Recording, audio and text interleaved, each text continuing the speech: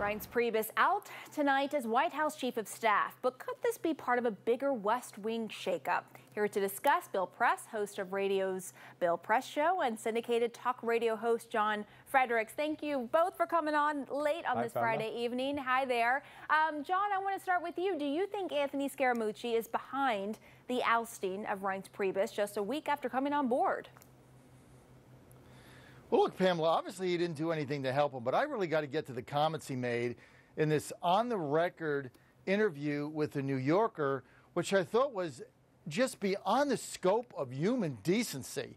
And I mean, at some point, all of us that are Trump supporters have to draw a line in the sand that you simply have to have some common sense and element of the core. Anthony Scaramucci took the title of communications director. He is the spokesperson of the leader of the free world. And to do that interview and throw those F-bombs around and what he said about Reince Preibus and Steve Bannon and God knows what else, it doesn't matter whether what you think of any of these people. There has to be a level of maturity in this White House staff for them to get anything done. And that was just an episode that is beyond anything normal.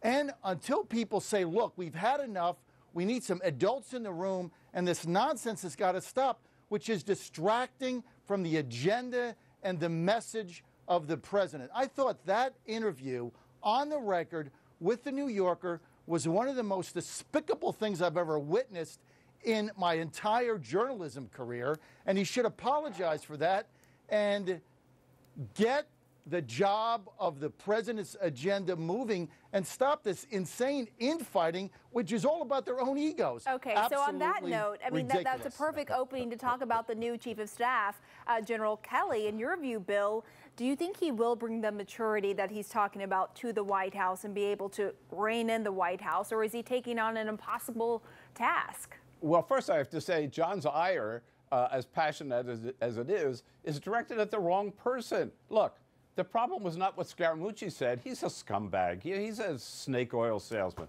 The problem was the President of the United States gave him that job in the first place, and the President of the United States had 24 hours to condemn those remarks, to say that's not dignified, that's not worthy of the White House. He did not. He said nothing. In fact, what he did was carry out what Scaramucci wanted, which was to fire Reince Preibus. Let's put the blame where it belongs. It belongs on Donald Trump. As to General Kelly, look, he's a good man. I think he's one of the best people in the cabinet. He's proven that. He's a good soldier. He's a good American. He's a good patriot. But he's got an impossible job. And you know why? Because, Pamela, you pointed out so far tonight already, he's not in charge. Jared Kushner, Ivanka Trump, Steve Bannon, and now Anthony Scaramucci all report directly to the president, not to the chief of staff. He is undermined the same way that Reince Preibus will have been undermined. So the problem with the White House, it is a White House in free fall. It's not, the problem is not with the staff. I'm sorry. The problem is with the guy at the top. That's the loose cannon. And as long as Donald Trump is there with his tweeting and his bullying and his announcing policies without even telling his cabinet members, nothing's going to change. And as all this was going on, he had this event in Long Island today where he delivered a speech to law enforcement officers and appeared to publicly endorse police brutality. Take a listen to what he said. And when you see these towns and when you see these thugs being thrown into the back of a paddy wagon, you just see them thrown in, rough. I said, please don't be too nice. Like when you guys put somebody in the car and you're protecting their head, you know, the way you put their hand over. Like, don't hit their head, and they've just killed somebody, don't hit their head. I said, you can take the hand away, okay? So, John, is this the president promoting more violence by police? No, that's a ridiculous assertion, Pamela. I mean, I appreciate the question, but look, the president does these things. He says these things. There's a lot of the rhetoric that goes in. But at the Republican convention in Cleveland, he said, I'm the law and order candidate. I will be a law and order president. He's simply trying to enact the policies that he promised he would do. which gets us back. But there's a to the difference between a law and order ridiculous candidate distraction. and saying on, rough him up John. and so forth. I mean, He didn't say anything in the world. He was making he was making a caricature at a specific audience he has, and to try to extrapolate this and say somehow the president is inciting police brutality is really, Pamela, beyond the pale of a ridiculous statement. Well, there is a statement from Pamela, the may I Suffolk jump in? County Pamela, Police on this. So this is what they said. The Suffolk County Police Department tweeted after this: the SCPD has strict rules and procedures relating to the handling of prisoners. Violations of those rules are treated extremely seriously. As a department, we do not and will not tolerate roughing up prisoners, roughing up of prisoners.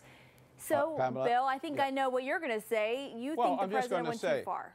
Of course the president went too far, and the Suffolk County Police Department realized it. They realized this is not their policy. This is not appropriate. This was way over the line. I would just like to point out, in this week, the president was scolded by the Boy Scouts of America for some of the language he used and some of the things that he said at a Boy Scout jamboree. And now today, the president is scolded by the Suffolk County Long Island Police Department for encouraging police brutality. I think that is sad. I think it's despicable. I think it's shameful. And John, you of all people should say, this is not worthy of the President of the United States.